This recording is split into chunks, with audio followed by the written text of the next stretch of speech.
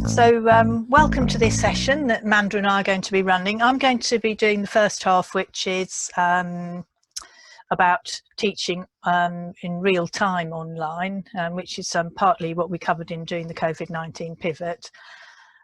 We really love teaching online at the OU. We do it all the time and we get lots and lots of practice, especially at the moment as we've had a record-breaking couple of months. We've reached 1,280 people in October, nearly 2,000 in October, and we're heading for a record November as well. There are slides and a handout with useful links which have been sent to you by email, and as Arvid says, if you didn't receive them then do let him know and he'll send them to you again. Please ask questions in the chat as we go along, and we'll also pause for questions every so often. Actually, I should just say I'm a learning and teaching librarian at the Open University, where I work in the live engagement team. And you just want to say a couple of words, Amanda? Yeah, hello, I'm Amanda Closier, and I'm another learning and teaching librarian. I also work in the live engagement team, the authoring team, and the inquiry team. So yeah, nice to meet everybody. Right. So the aims of this session are to give you examples of how to make live online teaching more engaging. We're going to think about the benefits of synchronous versus asynchronous teaching, which is Amanda's bit, and you'll be introduced to examples of asynchronous activities and how OU librarians integrate them. We're very happy to share our experiences of online teaching, and although teaching in real time is great fun and even glamorous, we actually reach more students through asynchronous online activities, and we'll be sharing how we do this as well.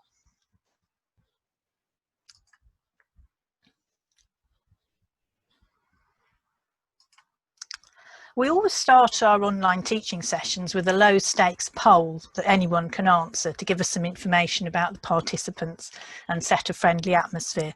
So could you let us know where you're from? And Arvid is going to make a poll available at some point. Here we go.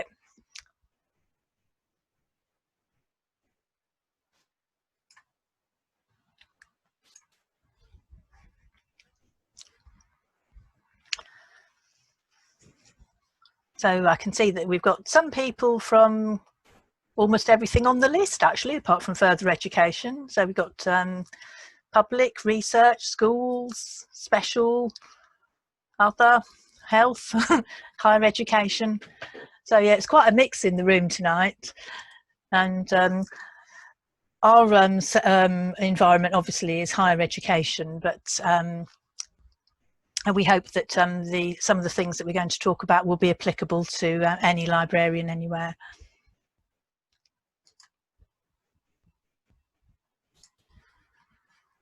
So thanks for the filling the poll in.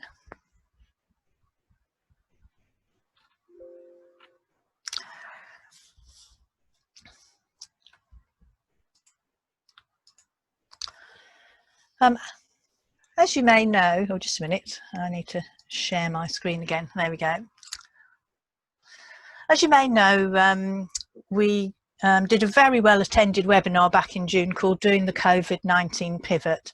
And this has actually been made into 3 approximately 15-minute videos and is available to anyone on YouTube, along with supplementary links and materials.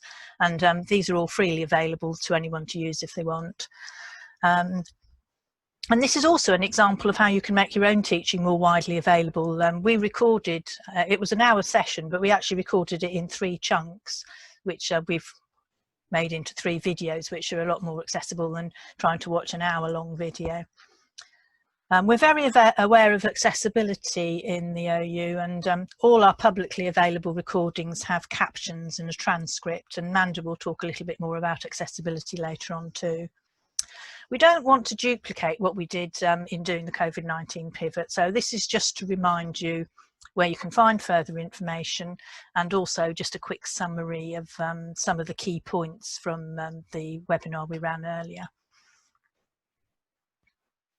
And one of the things I really want to cover in a bit more detail that we mentioned in that session was getting and acting on feedback. I just want to say that one of the most important ways of making your teaching as effective as possible is to get lots of feedback, as much as you can, from both your peers and also from the participants. After each of the sessions that we run, we collect student feedback using a JISC online survey form, and we also have an incentive of a draw for an Amazon voucher once a month, and even though it's not a particularly expensive Amazon voucher, it seems to encourage people to fill it in. After a librarian's run session, then we look at the feedback we get from that session and we reflect on it. We decide whether we're running it too quickly, whether what we've said is not clear, and then we use it to make the next session better. And we've been doing that for a number of years now, and we get really good feedback on our sessions, mostly. Once a year, as a team, we all get together and we analyse the feedback that has come in from each of the individual sessions, and then we use that to look at our generic sessions in particular and improve them for the following year. So it's all a question about using the feedback and making the most of it. I thought you might like to know what kinds of questions we ask in the survey. So we ask students to rate the trainer, their knowledge beforehand, and to also rate the event as well, and whether they think what they've heard will be useful to them. And we also get lots of really good responses to please give reasons for your response. That's usually really good feedback. And it's also really helpful for us to know how the training session could be improved. So those are the questions we ask.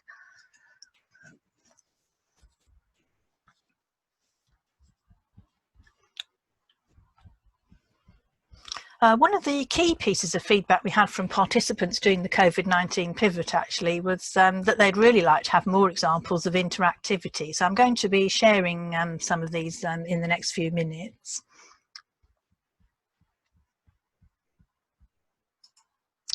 You may not be able to see this very well, but this is the template which we've sent out with the handout and the slides. And this is something that we've used in workshops that we've run for librarians who are considering taking their teaching online. And it just gives you some points to consider when you're creating an online training session. And some of them are applicable to face-to-face sessions as well, actually, like having clear objectives and learning outcomes that can be assessed. But the two I want to particularly look at the moment are social presence, which can be really difficult in an online room, and also the interactivity that we use. So this is the bit from the from the template about social presence. So how are you going to create a rapport with your students? This can be hard if you can't see each other. So an image of yourself if you can't use a camera, for, you know, if the bandwidth is not good or whatever. Can you get them chatting to each other? Setting a friendly, supportive tone at the beginning allows students to feel comfortable. And we very often use a low-stakes poll like we did at the beginning here, where anybody can answer. So what I'd like you to do now is just to pop in the chat anything you do now to make people feel comfortable in your training sessions, and how you think that might be adapted to online. We'll just give you a couple of minutes to do that, and then we promise to shamelessly plagiarise any good ideas that you put in the chat. I like that. Talking about Bake Off came up straight away.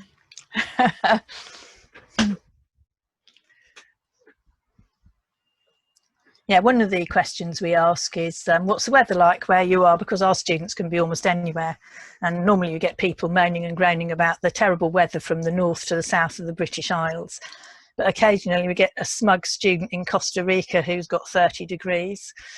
So it's usually very interesting. Everybody likes to talk about the weather.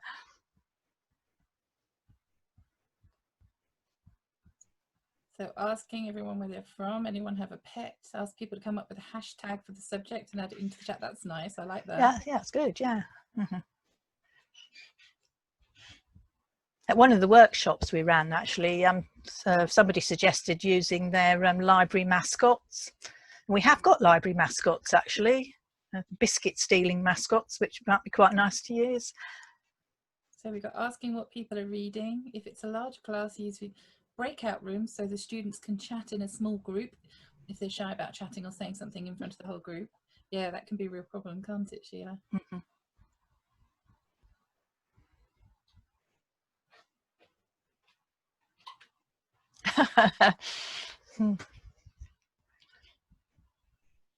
Yeah, we usually encourage people, if they turn up early to our sessions, to go and get a hot beverage of their choice. I have had it suggested, Fiona, that I have a glass of wine after we had some technical difficulties during one session. Well, you had to go and lie down, did you? No, not quite, but it was a bit of a, it wasn't anyone's fault. It was just one of those things. And one of the students suggested I go and have a large glass of wine at the end of the session. Oh, right, yes, well, technical problems happen. Right, okay, so thanks very much for your suggestions, and as I say, we'll shamelessly plagiarise any we think we can use in our own sessions, and do share share them among yourselves as well.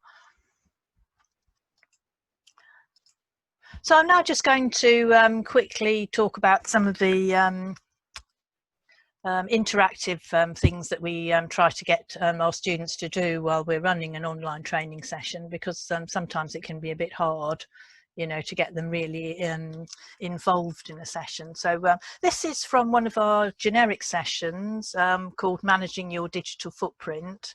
And one of the activities we get the students to do is we go and get them to search for themselves on Google and then come back and share in the chat if they feel able to, any surprising results.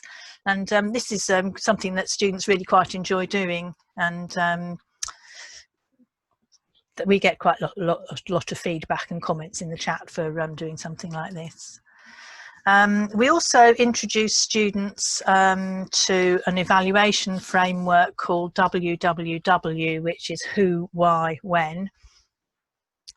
And we get these students to go off and discover who Victoria Gill is, who's written this particular news article, and what her credentials are for writing this particular article. And the students then come back and tell us what they found out about her. So it's like a sort of little mini research project, and some of them are really quite inventive and come up with all sorts of things. I presume that they're to do with Victoria Gill. Apparently, although apart from being an award-winning BBC science journalist, she's also a cat lover. So I dare say quite a few people can relate to that.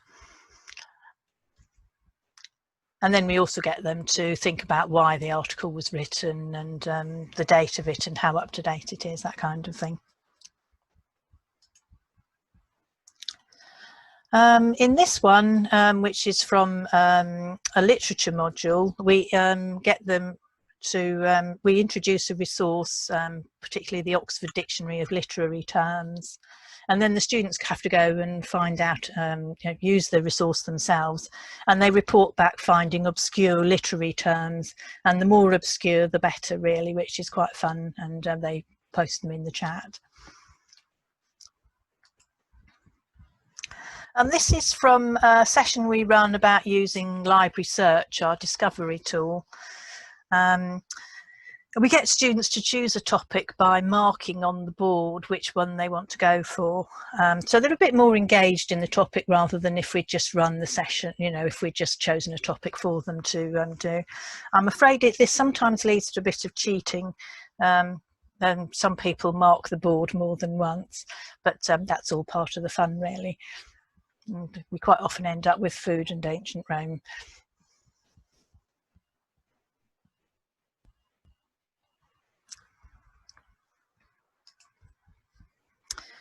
Right, so I'm just going to finish with a quick quiz, which is totally unfair from your point of view because we haven't actually run a training session for you.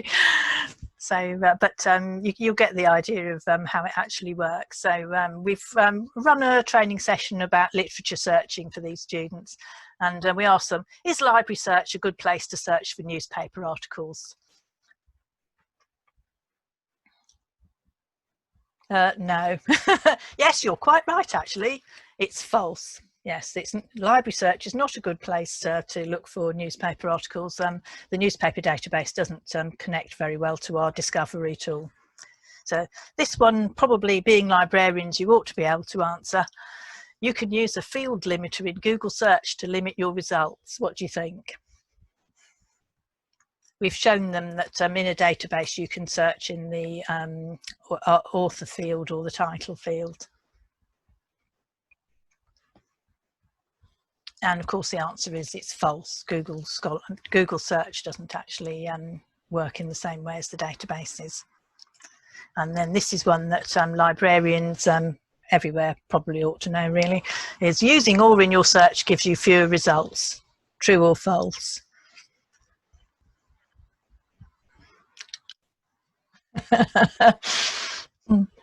Yeah, so yes, everybody knows that it's, well, as librarians, we all know that that is in fact false. So that's just a way of getting the students to interact and let us know whether they've actually taken on board what we've been telling them in the previous session. So that's just a few examples of how we introduce a bit of interactivity in our online training sessions. I'm now going to hand over to Manda. Unless there's any questions. I was going to say, before we move on to my bit, does anyone have any questions for Fiona about anything that she's talked about? Wants to say anything or pop anything in the chat? Arvid, I don't think people have mic access, do they, or do they? I'm not sure. They shouldn't have. Okay. We'll give them mic access later for the Q&A. Okay. I don't see anything in the chat, so shall I carry on? No, nothing has come up yet, but carry on and I'll just interrupt you if something comes up. Yeah, it's not a problem. Because sometimes it takes a bit long to type and stuff. Yeah, okay, so now I need to share my screen, don't I? Yes. Let's see what we can do. Give me a second just to get myself sorted out. Okay, I'm going to shut that for a second and I'm going to slideshow, go from here. Okay, so as well as delivering online training, the librarians authoring team create content for the website. And sorry, Amanda, can I interrupt you there straight away, as I promised I would do. So we've got a question from Natalie, from Ms. Ward here, around fake news. What sort of sessions do you guys do? Fake news and misinformation.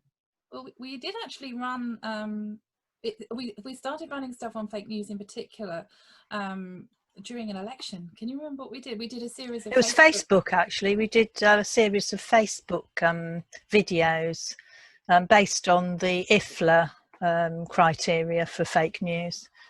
And on those, we did them using Facebook Live, I think, and those are available on YouTube. We also do, I think we do a little bit in our evaluating information. That's right, yes, we do. We have a session on assessing the reliability of information for your assignment. Yeah, so yeah, we do some, but if you want to see the videos that we put together, they're on the YouTube channel and you've got a link from the handout. So there's a couple of people in the chat. Yeah, I can try and talk more loudly. Sorry, I'll try and see if I can get a bit closer to my mic as well. Or if it's really bad, I can put my headset on if you need me to. How's the sound, David? I can hear you clearly. Okay. Sounds all right to me. Okay, all right. I'll try and. Sorry, Joe. I can see your message was a private one, but I'll try and speak up a bit, and hopefully that will help. Was there any other questions before I carry on? No, none that I can see now. Okay, all right. Well, if we need to, we'll come back to them. It's not a problem. So as I was saying, as well as delivering the online training, we've got a team of librarians who create content for the library website and for the virtual learning environment. And we make skills activities which live in the virtual learning environment, which for the Open University is Moodle. So one of the biggest problems we have, and I'm sure it's not just us, is ensuring that our students get the support and the get the support that they need with their digital and information skills to support their academic career. We rarely see our students, and so inductions and face-to-face classes are an impossibility. And even if we did, I'm not sure it's it's possible for any library to say that every student has attended one. So reaching folks who aren't initially interested or available, but will need our content and our skills help, we know is not just an OU problem. Okay.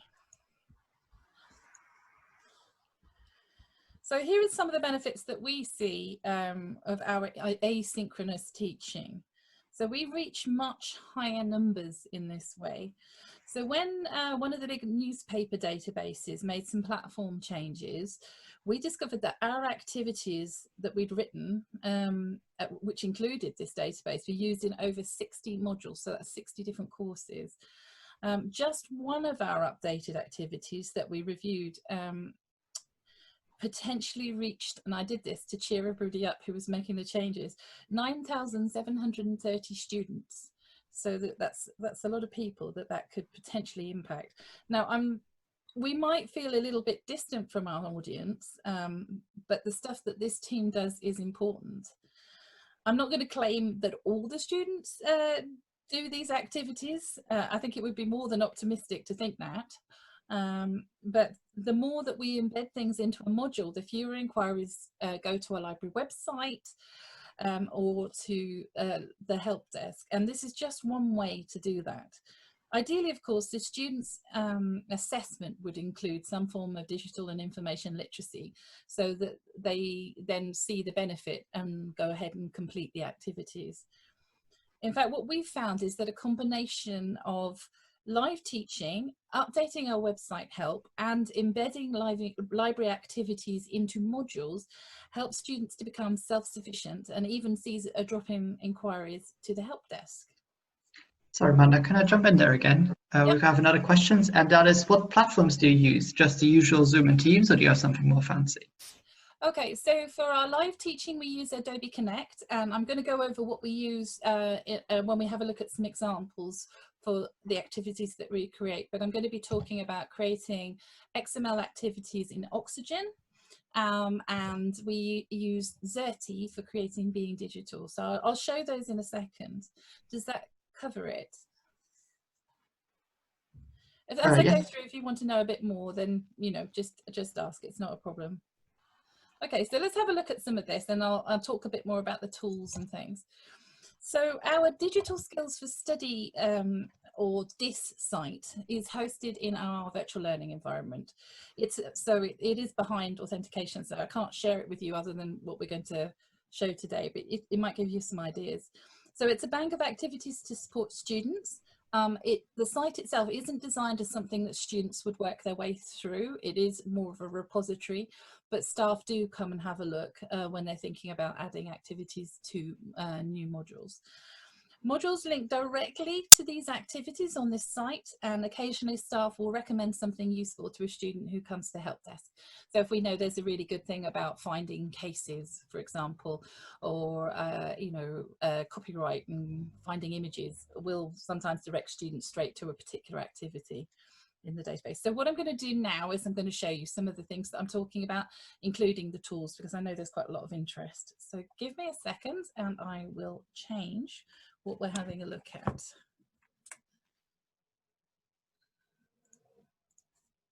Okay, can you see my screen okay? Yes. You should be able to see the Digital Skills for Study site with some nice colourful pencils. Yeah, very beautiful pencils. Yeah, it's a lovely picture, isn't it? Although part of me wants to put them in colour order, so.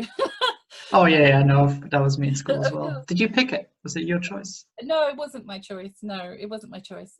We changed to this site. This is an updated version of our site a little while ago, and it was done there. So this is our Digital Skills for Study site. As I said, it is a repository for lots of different activities. There are different categories which are in our digital and information literacy framework. So there'll be a bunch of things under this category about understand and engage in digital practices. But we also have, I know I'm whizzing around a bit, but we also have things by subject area. So for arts and social sciences, business and law, etc. So there's a lot of different things on those pages. Let me show you one though. Okay, so I've got this open already to make life easier. So this is what, the Open University is moving from their own version of Harvard to Cite Them Right Harvard. So we've written a basic introduction to referencing and Cite Them Right, just so that folks get a bit more used to it. Obviously Cite Them Right itself is a lovely database, lovely website with lots of information on. So we didn't really want to recreate that, but we have a lot of demand for new students, for modules from new students for referencing help. So this is one activity.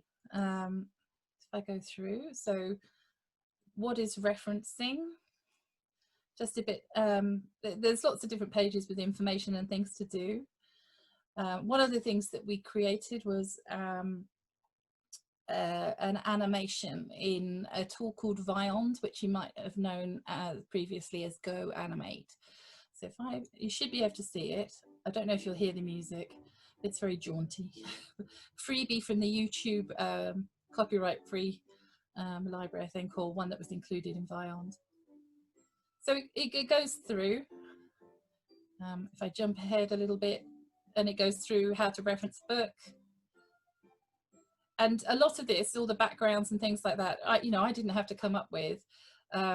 It was there in the tool, and you just put them together. It has a transcript. You can obviously see these things, but they're in a sort of image format. So there is a full transcript. You've got people waving and clapping at the end. So that's one thing we did, and it's part of this wider, let me stop that. It's part of this wider activity, and several modules now use this, and their students come along, and there are little things for people to do within the activity, but I particularly wanted to show you the animation. Okay, so the activities are designed carefully in line with module needs. So sometimes we might have something wider like this one, which is, very useful for several modules, or we might work very closely with academics in the module team when a module is being produced or updated to write something in particular for that group of students. We've all had everyone in the authoring team has had some basic learning design training. Most of us are now fellows of the HEA or advanced HE, whatever it's now called, and at least one of us has got CMALT accreditation, so the Association of Learning Technology accreditation. And we've also collaborated because the Open University has teams of learning designers. We've even done some collaboration with some of them. And I can see that things popping up in the chat, so I'll pause there for a second. Oh, no worries, that was just me. Yeah, just in case there was anything. Yeah. Okay, so let me show you something else. I've got an animation, actually. I think I don't have this one up, so bear with me. I can find this. How do I, this bar at the top for Zoom keeps getting in my way, but we'll get there, don't worry. It is one of the downsides of Zoom, yeah. Yeah, if I can't bring this up quickly, I shall move on, but Good time to write some more questions if you have them. Yep. Or to take a break, take a sip of your tea, eat a biscuit. That's okay. So what I'm doing at the moment is I'm going to our YouTube channel, which we've talked about, and we do have a lot of things on here, but we actually created an animation for a level 3 module about terrestrial ecosystems, and I'm trying to quickly find that, but I may not be able to find it fast. If not, what I'll do is I'll pick it up and show it to you in a second. I managed to close the tab. But we have a lot of different things on here that you can see, and they have transcripts and captions and things like that. There we go. This is a very well designed YouTube channel. Oh, here we go. Yeah, so we have playlists as well. So I think there is actually, somebody asked about fake news. We have a fake news playlist and things like that. Oh, I remember why, because I think I put a link to the video in my slides. So there we go. So let's have a look. So this was the referencing one we just had a look at. And I think this is no. Oh, well, I did have it. Yes, it is. There we go. I think you only get the music at the beginning, but this is another animation. I'll just show you a few seconds of it. Yeah, the music cuts out quite promptly there. But this goes through, if I jump ahead a little bit, about phrase searching. It does Boolean stuff, lots of rabbits. all sorts of silliness, but it sort of it helps really demonstrate some of our teaching around constructing searches. So that was another tool. And another thing that we've created. Let's have a look at something else. Okay, so I don't know if anyone's used or been aware of Being Digital. It's a public-facing website created by the OU Library. It's a collection of short activities. They range between about 3 and 10 minutes in length. So they're really quick and easy, and some modules like to link to those as well, because they're very accessible, especially for Access and Level 1 students, or students who aren't particularly competent or comfortable, more than anything, with social media or using the internet to find things and stuff like that. So it's open to everyone. We've done a lot of work on it recently. So if you've seen it in the past, it's had a big revamp. So it's been checked for accessibility, and all the content has been updated and reviewed. So if you've seen it before, come and have a look, and if you haven't seen it, I really recommend it, and I'll show it to you in a minute. These are short pieces of teaching, as I said, and they are created in Xerti, which is an open access tool, and all the activities are really there to help people develop their digital and information literacy skills. And as part of a lot of our work, especially when we did our big revamp, we feed back to owners of tools and platforms and things, and we've fed back quite a lot to the developers in Nottingham about Xerti and accessibility. What we found was that a lot of the templates are accessible, but some aren't, and there was some extra stuff that we could feed back to them, because there's a lot of work that goes on in the library about accessibility testing of our own resources and things like these activities. Okay, so rather than just talk about it, let me show you. So let me pop that down for a second. Go back to my screen. So this is the Being Digital website. Can I pop that out for a second? So, and it's had a bit of a refresh, but a welcome. You can search for skills. There are a number of different pathways. So let's have a look. There's an activities A to Z where you can just see a full list. You can scroll through a list of all of the activities that we have, or they're put into different pathways. As you can see, we also make available a PDF and Word version of each activity. So we've got these different: creating, finding, using, all sorts of things. Avoiding plagiarism, we've got communicating online, deciding what to trust online, and these are all freely available. Yeah, all sorts of things there. I think I've got one down here that I'd like to show you, but I think it's also here. Oh, that's the next bit. Let me go back. I'll show you that in a second. Social networking is it for me. Some people, you know, we get all sorts of people who aren't confident, haven't studied for a very long time, and they, you know, they're really not as comfortable with the internet as you might think. So one of the ones that I want to show you. And whilst you're looking for Amanda, I've got a question for you as well, and that is if you're happy for people to adapt the Word version of what you've put out on Being Digital for their own purposes. I think there is a notice about how you can use them, but I think they're put out under a Creative Commons license. But usually, I think we just ask you to, you know, credit us. There is information on the site about what you can do with our stuff, but we've definitely put it out for. So you know, that's a yes, as long as you credit the Open University. Yeah, I can't find my tweet, but there we go. Making the most of Twitter. There we go. This is what I wanted to show you. So, I mean, I've got this on my nice big monitor at home. You can imagine on a smaller device, it might, if I just do that for a second, it resizes, it's adaptable. You can look at it on your phone, you can look at it on your iPad or whatever else. So this is just a very short activity talking about Twitter. You go and have a look at a tweet, you put some feedback, we give you some help. These, you click on these different sections, talks about different things. You can see accessibility, ways to make your tweets accessible, that kind of thing. Voice and tone, timing, a little exercise to turn a wordy paragraph into a tweet, that kind of thing. And then just a bit of a summary.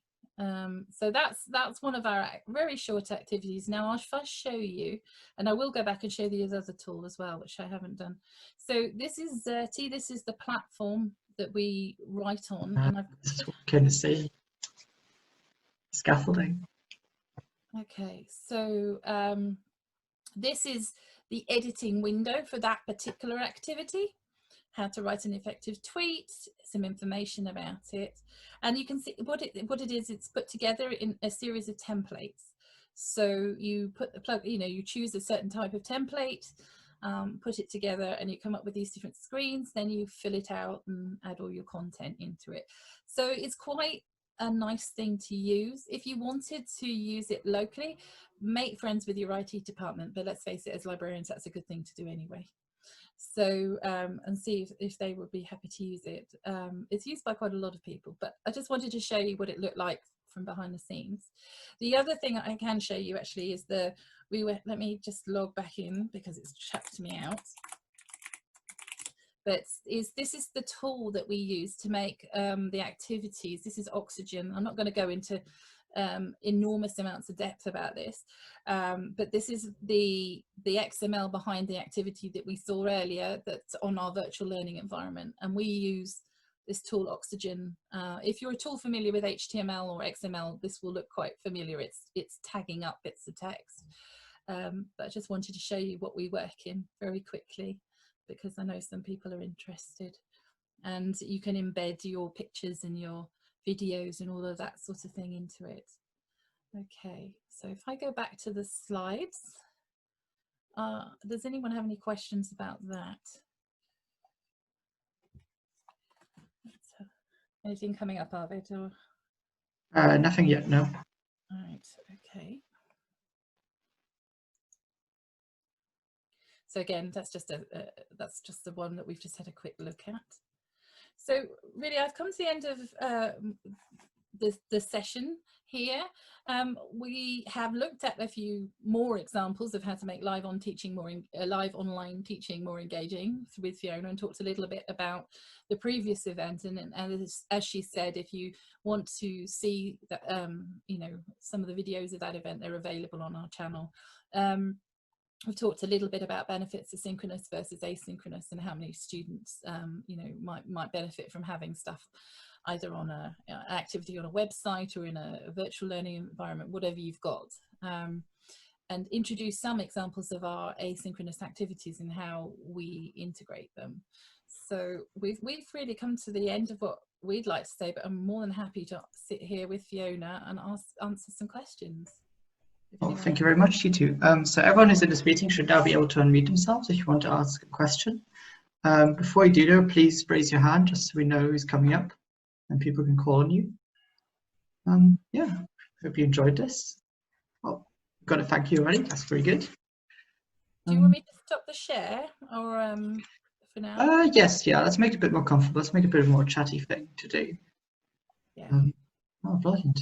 You should also now be able to turn on your cameras if you want to. You don't have to, obviously. We're also happy to just take feedback and for people to say thank you and how much they enjoyed it. That was always great. You're actually telling them that, Arvid. No, how would I? I'm not suggesting anything there. I am.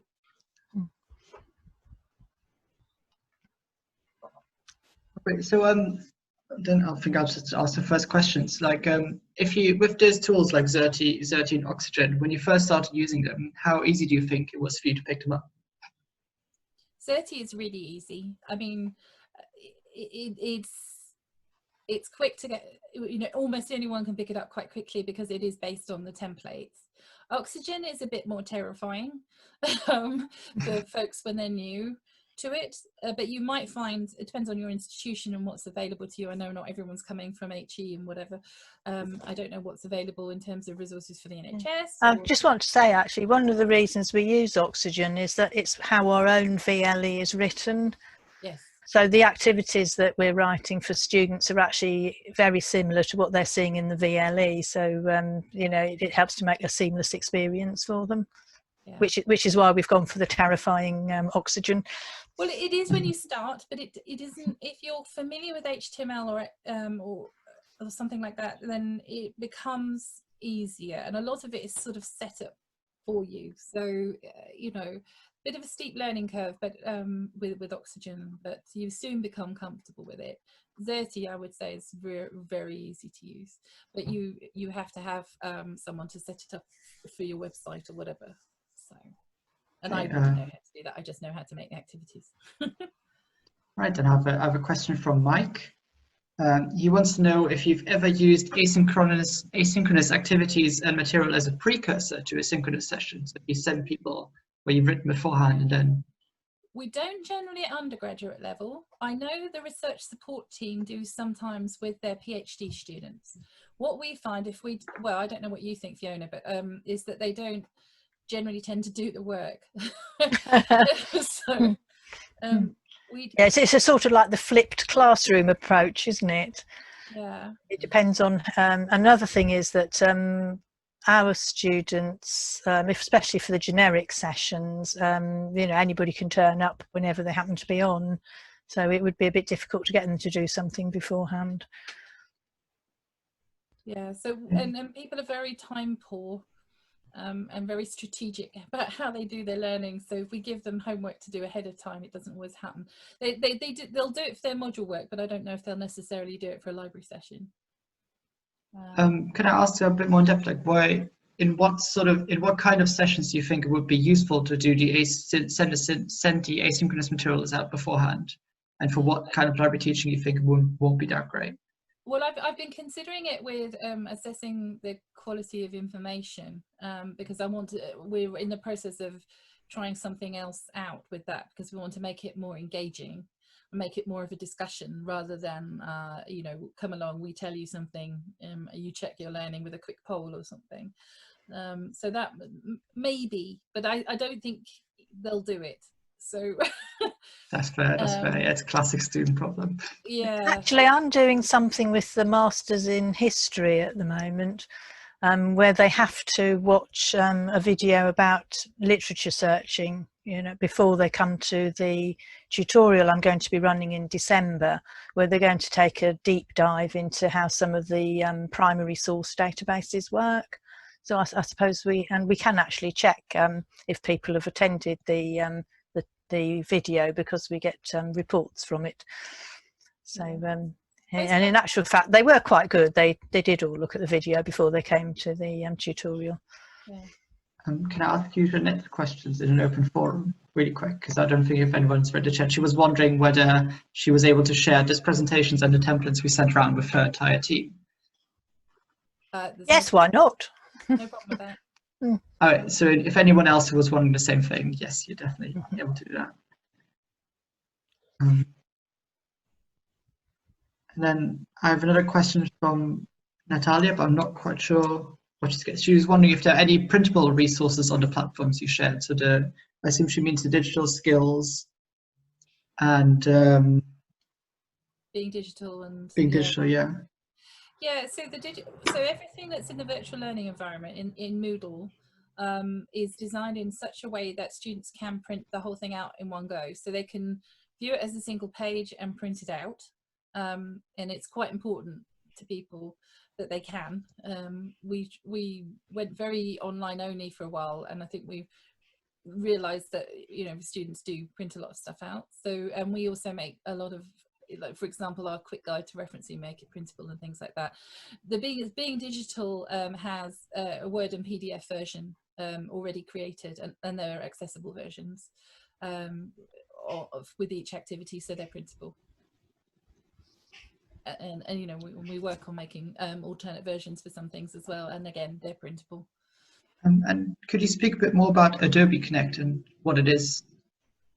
What can people sort of, if in like 3 sentences you have to explain what it were, so people get a better image of what it is? It's an online tutorial system. It's a bit like an online classroom, actually. So you have things like whiteboard, you can share your screen, you have polls, you have a chat facility, you can have a question and answer pod, that kind of thing.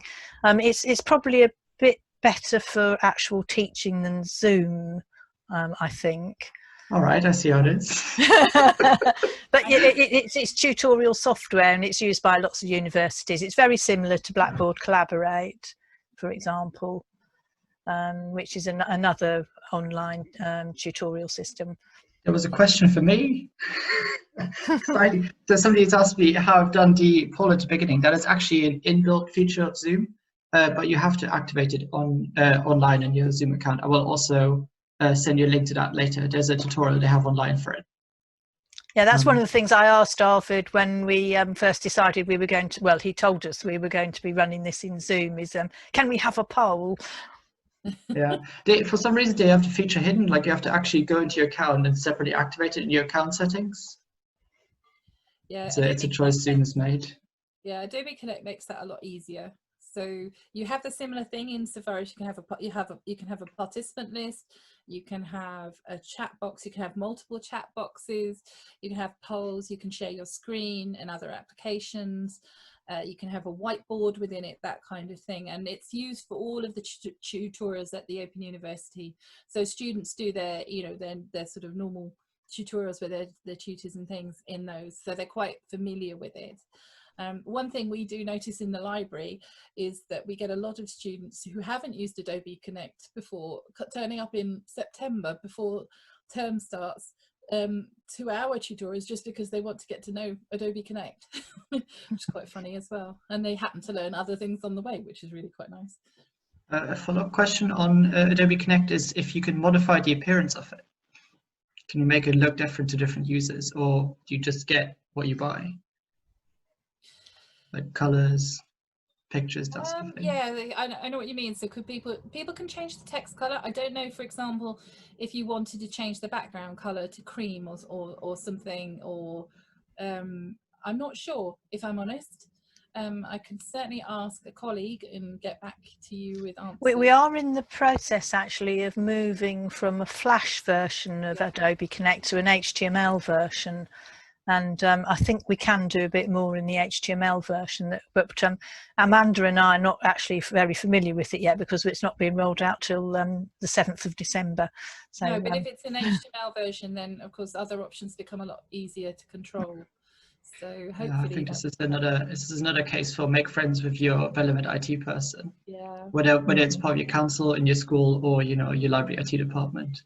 Yeah. This is our number one tip from being digital. And our access to Adobe Connect and what we can do you can do quite a lot as a presenter in Adobe Connect. You can customize your screen and things quite a lot, but it is rolled out at an institutional level, so we get what we're given. Actually, what we said in doing the COVID-19 pivot was find out what your institution has available and use that, because you'll have the IT support for it. Yeah. We've delivered stuff in Teams before, but we don't generally do that for students. We've done events like this.